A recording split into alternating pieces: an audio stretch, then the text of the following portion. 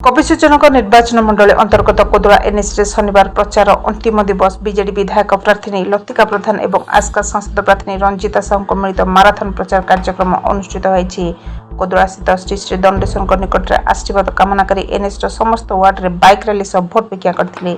विभिन्न स्थान में अनुष्ठित सभारे जोगदे उभय सांसद प्रार्थी रंजिता साहू और विधायक प्रार्थी लतिका प्रधान को आशीर्वाद करने सहित निवेदन करथिले। एथिसहित राज्य सरकार तथा नवीन पट्टनायक विभिन्न जनहितकर कार्य और विकास धारा को बजाय रखा नवीन बाबू को षष्ठ थर मुख्यमंत्री करने जोड़ी संख्यार विपुल परिमाण में भोट दे जययुक्त करने निवेदन करथिले। प्रत्येक साही को विराट पटुआर पाछुटी नेबा सह उभय प्रार्थी को विपुल जनसमर्थन देता देखा मिली। बेगुरापड़ार विजय नायक मोबाइल टीवी।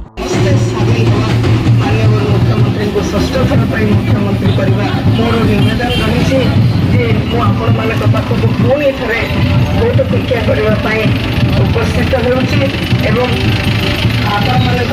आशीर्वाद स्नेह श्रद्धा आपण गोटे भोट कामना करुच्ची।